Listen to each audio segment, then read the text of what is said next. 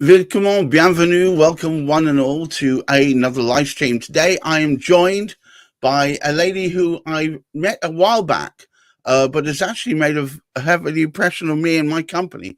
She is the lady, the speech designer herself, Deborah Wright, and she's all about enabling people to speak more clearly and be understood.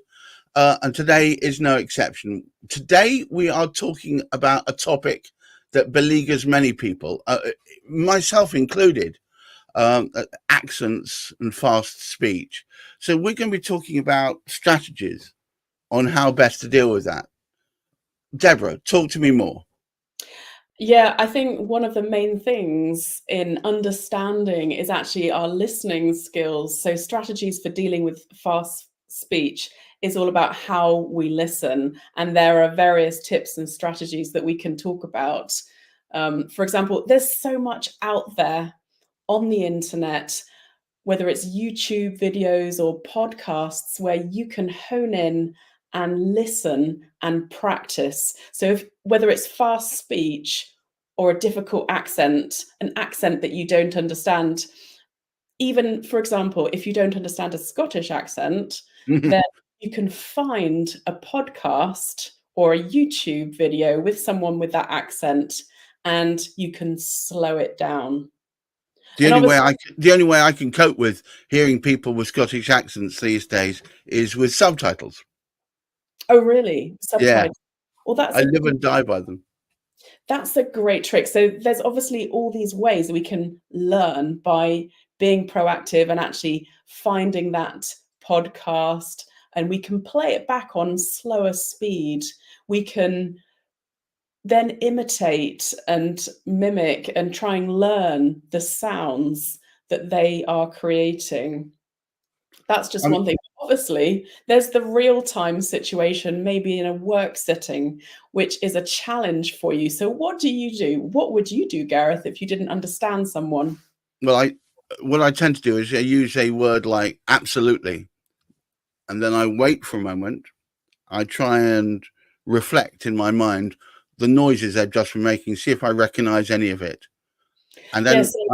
then I might fess up and say, "I'm really sorry, but would you say that again and talk to me perhaps as you would a child and slower, so that Mm, I can catch on to everything you're saying." That way, it sounds like I'm almost supplicating myself and saying it's actually my problem rather than yours, and to help me out, would you slow it down a little? that's wonderful. And you've used a word there to stop them saying absolutely, and that pause, and then engaging and jumping off what they're then saying after that, stopping them by saying absolutely, and then slowing them down. It And really it's, helps. It really yeah, helps because it makes a natural break. It doesn't always work. I remember one particular occasion with an Irish lady who was very excitedly telling me about something, and I did that very same trick. And I said, "Would you just slow it down a little bit because I'm not catching on, and just talk to me as if you were a child." And she, mm, sure, and then set off at full pace yet again. And after three times of this, I had to speak to my friend and say, "Would you stand here and just every so often whisper in my ear roughly what she's talking about?" yeah. So if you haven't got that translation person with you, here's a tip. I mean, obviously you are pulling out those key words for understanding, but actually to feed back to the person and say, hey, have I understood correctly XYZ? So have I understood it like this? And that's almost like feeding back, mirroring back to them what they're saying to us is active listening. But I do think you have to own your inability to not understand at this case, and not feel stupid by it. You must feel that it's quite natural for you to be in this position, and therefore it's not a thing you have to feel embarrassed by. It's quite common. It's normal. It's something that will happen all the time. So therefore, when you say to these people, like, "I'm just not understanding because it's too quick for me," don't feel like you have to do it from a point of shame. It's from a point of understanding. And in anything, it's a great compliment to them that you want to hear what they say because you think it's important. Sorry, I was just trying your trick there, but I realize I've probably got my timing wrong to say No, absolutely. I'm listening. And you have to own your shit, maybe you could Well, say, in well, this.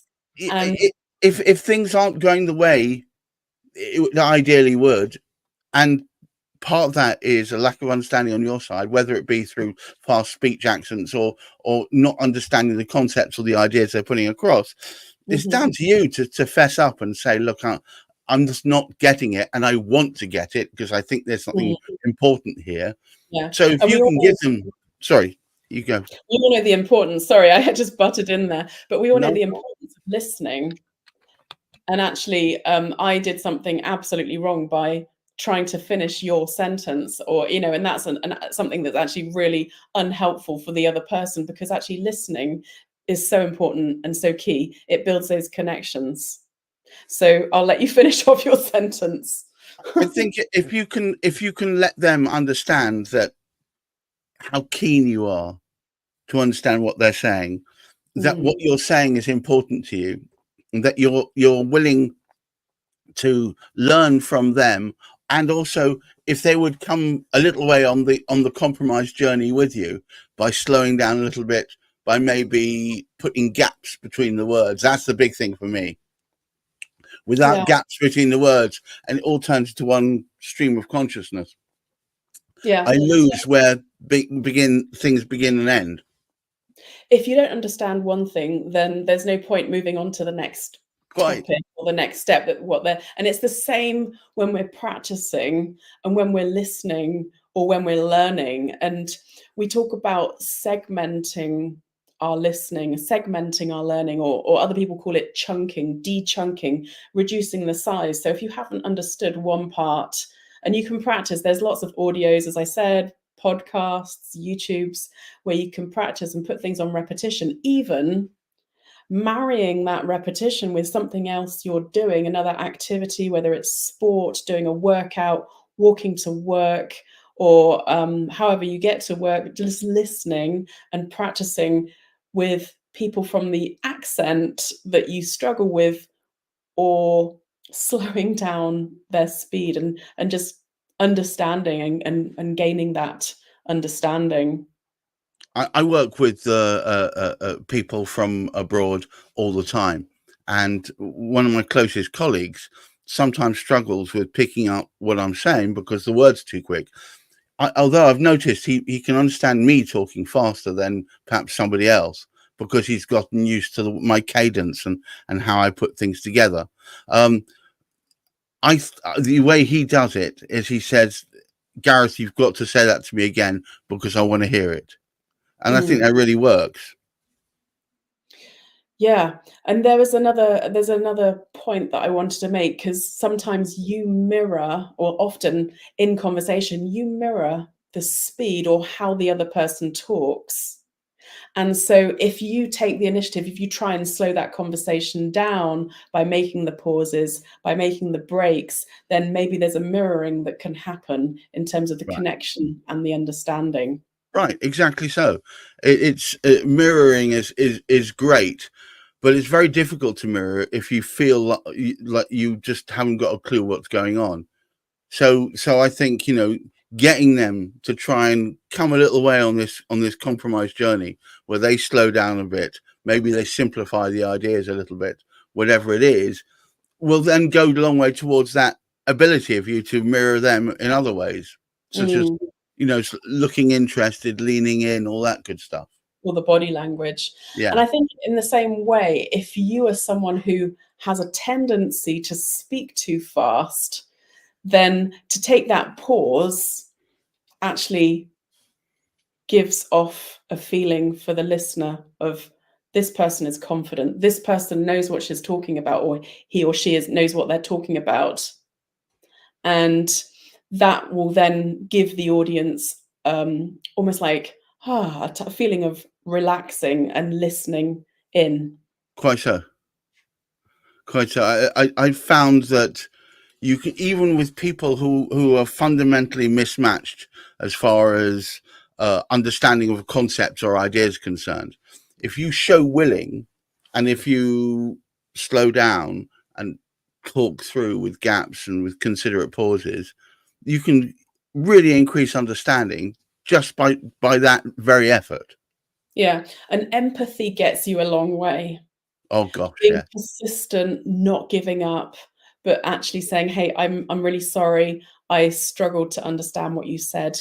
Could you repeat it, or just give me the bullet points?" I'm certainly I'm very much a visual learner, so I love looking at bullet points and just breaking down information into just what are the main points, and bringing in focus.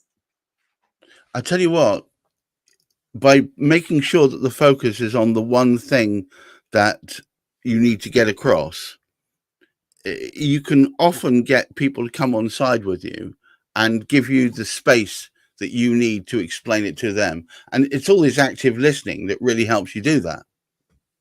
Exactly. Yeah, and even, as I said before, repeating back, what the person said I makes mean, them feel understood and heard, and you're on the journey with them.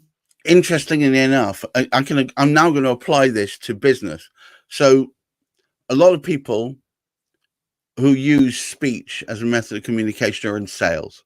And if you're out there and you know who you are, and when you're talking to a person, especially if they're a person that you're trying to talk about a topic, and not necessarily selling to them, but at least giving them ideas about what your products or services are, and they come back with a response, repeating back to them that response gives them the assurity that you are listening to them in the first place. And if they were doing it really quickly with an accent that is hard to pick up and you repeating it back relatively slowly, that can often give them the cue that that's how the speed of the conversation should be, and will Mhm. naturally bring down the speed levels to a point where you both understand each other. That's a great tip right there, and, I'd like to encourage all our listeners just to, persist and take on board these tips that we've talked about this morning. But it's only through practice, Deborah, that I think it really sticks.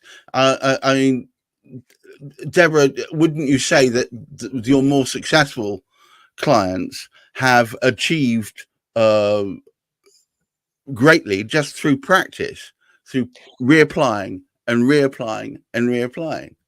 Absolutely, and it's certainly those sometimes it's not putting too big, um, an expectation on your, achievements.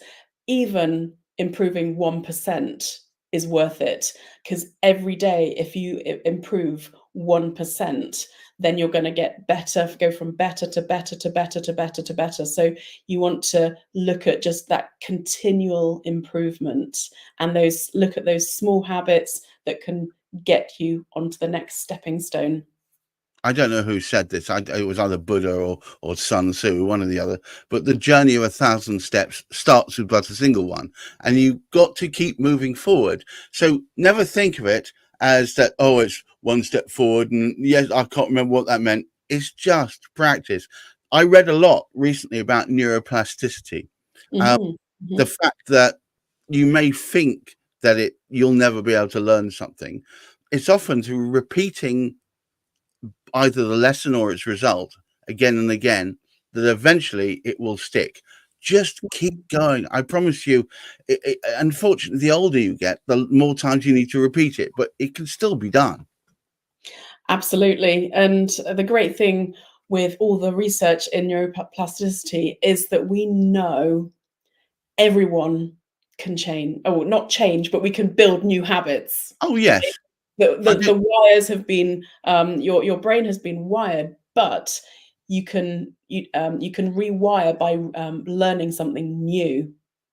So you might not which can eventually overwrite maybe your past experience, but by learning something new and keep on doing it, then you get to change.